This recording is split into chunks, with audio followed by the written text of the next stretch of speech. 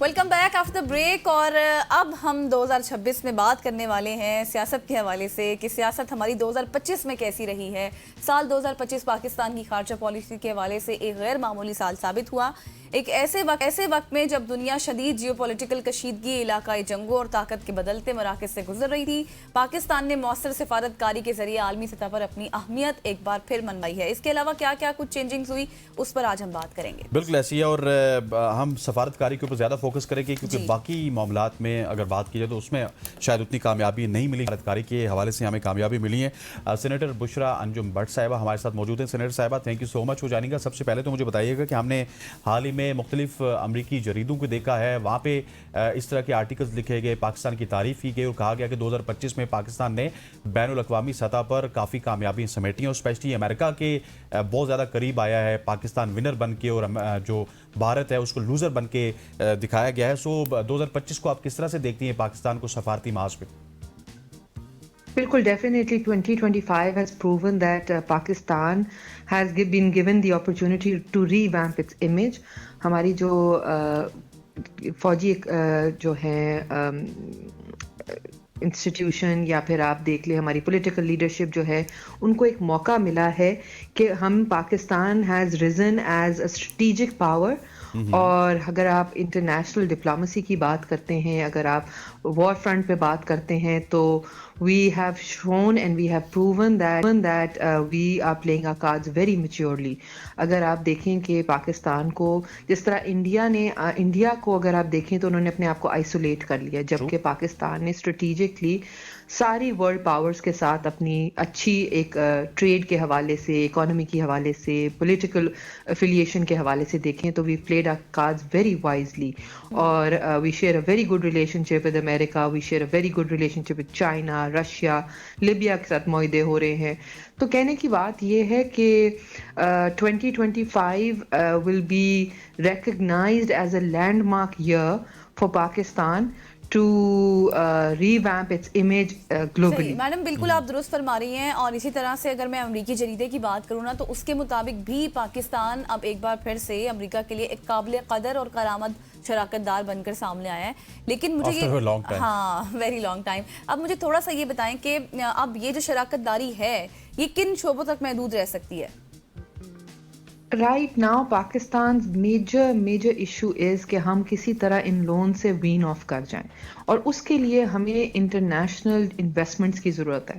تو جو ہماری کریڈیبلٹی ابھی بڑی ہے، اور ٹرمپ کا بہت سارے ایسے انسٹنسز میں فیلڈ مارشل صاحب کا، شہباز شریف صاحب کا یہ بار بار ری انفورس کرنا جو ہے یہ کریڈیبلٹی بڑھانا ہے. اس سے ہمارے ملک میں نہ صرف خوشحالی آئے گی، بیکاز جب انویسٹمنٹس انٹرنیشنل انویسٹمنٹس پاکستان میں آئیں گی تو ہمارے پاس یہاں پہ امپلائمنٹ ریٹ بڑھے گا، ہماری اکانومی کا پہیہ چلے گا، اور ہم آئی ایم ایف کے لونز کے ساتھ ہم لوگوں کو وین آف بھی کریں گے. ہم پہ سینکشنز جو ہیں اس میں بھی بہتری آئے گی، کمی آئے گی. جیسے کہ آپ نے دیکھا کہ انڈیا پہ سینکشنز کتنی لگ گئی ہیں.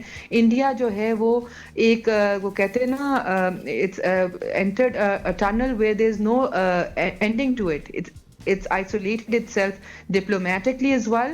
اور ان کی جتنی بھی ٹریڈ وہ ہیں، اگر وہ رشیا کے ساتھ ٹریڈ کرتا ہے تو امریکہ اس پہ سینکشنز لگا دیتا ہے. اس طرح کی ہمیں الحمدللہ پاکستان کو کسی طرح کی جو ہے ہمیں کمپرومائز نہیں کرنا پڑا کسی بھی ریلیشن شپ میں. کبھی ہمارے ساتھ یہ معاہدے نہیں ہو رہے کہ آپ چائنا کے ساتھ اپنا یا رشیا کے ساتھ یا کہیں کسی اور ممالک کے ساتھ ٹریڈ پہ کوئی نہ کوئی جیسا سینکشنز لگ جاتی ہیں اس طرح سے ہو.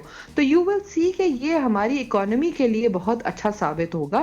اور اگر آپ بات کرتے ہیں کہ یہ ٹریڈ اگر جو انٹرسٹ بلوچستان میں منرلز کے حوالے سے امریکہ شو کر رہا ہے، یہ بھی بڑی خوش آئین بات ہے. تو یہ this will all roll out for the betterment of the economy of Pakistan. اگر صرف سعودی عرب کی بات کی جائے تو ان کے ساتھ ہمارے دفاعی معاہدے ہوئے جس کو ڈیفنس پیکٹ کا نام دیا گیا. پھر مڈل ایسٹ میں بھی پاکستان کا جو کردار ہے وہ ہمیں بڑھتا ہوا نظر آیا، اور پاکستان اب جو علاقائی اسٹریٹجی ہے اس کو ڈیولپ بھی کرتا ہے، اس میں ایک پل کا کردار بھی ادا کرتا ہے. اس ساری ڈیولپمنٹ کو آپ کس طرح سے دیکھتی ہیں؟ بالکل definitely Pakistan was always a country which was promoting peace, but peace with responsibility. لیکن جب بھی کسی مسلم ممالک کی دفاع کی بات آئی ہے تو پاکستان اپ فرنٹ کھڑا ہوا ہے. اور جو ہماری آرمڈ فورسز کی کیپیبلٹیز ہیں وہ بھی سب کے سامنے نون ہیں. اور یہ ہمارے لیے خوش قسمتی کی بات ہے کہ ہم لوگ سعودی عرب میں یا پھر مسلم ممالک کی دفاع کے لیے ہمیشہ کھڑے ہوئے ہیں. تو وہی بات ہے نا, پیس ود رسپانسبلٹی. پیس کو ہماری کمزوری نہ سمجھا جائے, یہ ہم نے پروف کر دیا ہے کہ we and armed forces and political leadership has the capability کہ جہاں پہ پاکستان کی دفاع کی بات آئے گی تو ہم دوسری دفعہ سوچیں گے نہیں. تو یہ ساری وہ کہتے ہیں نا series of events have happen, چاہے وہ دفاع کی بات ہو, چاہے وہ ڈپلومیٹک ہماری مشنز کی کامیابی کی بات ہو, چاہے ہمیں آربیٹریشن کورٹ کی بات ہو یا یو این رپورٹ کی بات ہو. تو یہ جو سال کا جو ہمارا آخری 6 مہینے ہیں وہ سیکوینس آف ایونٹس ہوئے ہیں جو پاکستان کی بہتری کے لیے بڑے خوش آئین ثابت ہوئے ہیں. اچھا, جس طرح سے ابھی میڈم آپ نے بات کی سعودی عرب کے حوالے سے, تو مجھے وہی بات یاد آ گئی جو بھی اس وقت حالیہ کشیدگی چل بھی رہی ہے یمن میں, جو فوجی کارروائیاں خطے میں ایک بار پھر سے آپ کو پتہ ہے کشیدگی بڑھا رہی ہیں. آپ کو کیا لگتا ہے, آپ کے خیال میں یہ جو صورتحال اب پیدا ہو گئی ہے مشرق وسطیٰ میں, کہ اگر اسپیشلی ان کی بات کریں تو اس کے بیلنس اور علاقائی سیاست کو کس سائیڈ پر, کس سمت میں لے کر جا رہی ہے, اور اس کے خطے پر اثرات کیا ہو سکتے ہیں؟ بالکل, دیکھیں بات یہ ہے کہ ابھی the whole world is facing war like situations in pockets. اور میرے خیال سے جب بھی 2 ممالک کے اندر کسی طرح کی کشیدگی ہوتی ہے تو پاکستان کا رول آف اے میڈیٹر آپ نے دیکھا ہے ہر باری. جب یہ انسٹنسز بھی ہوئے تو the prime minister immediately contacted the president, UAE president.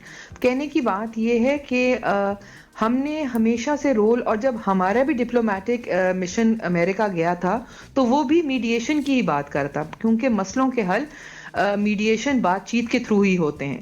اب انڈیا کی تو سٹبرنس تھی, لیکن جب بھی کسی ملک میں ہمیں ضرورت ہوگا ثالثی کا کردار ادا کرنا پڑے گا تو پاکستان ہمیشہ سے پہل کرتا ہے. تو اس انسٹنس میں بھی پاکستان نے پہل کی ہے, اور مجھے لگتا ہے کہ تھرو میڈیشن بہت سارے معاملات جو ہیں وہ حل ہو جاتے ہیں, کیونکہ war is never the solution to any problem, because it's not about 2 countries get going into war, the whole region gets affected, اور اس سے کسی کا بھی فائدہ نہیں ہوتا. تو میرا خیال ہے یہاں ٹھیک ہے. لاسٹلی مجھے سینیٹر صاحبہ یہ بھی بتا دیجیے گا کہ میڈیٹر کا رول.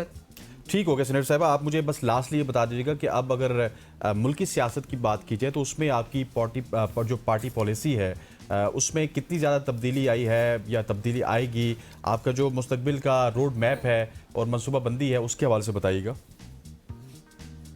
سب سے پہلی بات یہ کہ P M L N as a party has always played the role of mediator, mature party it is. ہمیشہ سے ہم نے دعوت دی ہے, کیونکہ بات چیت کی دعوت دی ہے کہ یہ تھرو ڈائلاگ اگر ہم مسئلوں کا حل کر لیں. ہم نے ابھی حال ہی میں دیکھا ہے کہ جب پاکستان یونائٹڈ ہوتا ہے تو اس سے کامیابی کتنی آسانی سے ملتی ہے.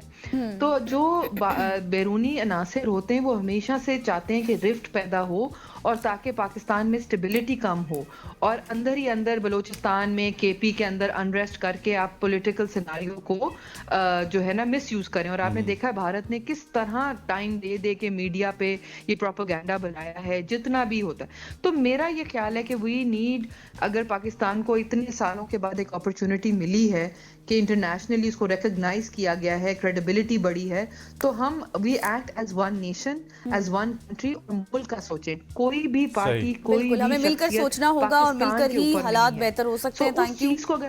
Thank you so much senator Bushra Anjum but صاحبہ ہمارے ساتھ موجود, اور ہم اوور آل تمام تر ڈسکشن کرے تھے جو کچھ جس طرح کی کامیابی پاکستان کو 2025 میں حاصل ہوئی ہے. یہاں پر لیں گے ایک شارٹ سی بریک, واپس آئیں گے, ہمارے ساتھ رہیے گا.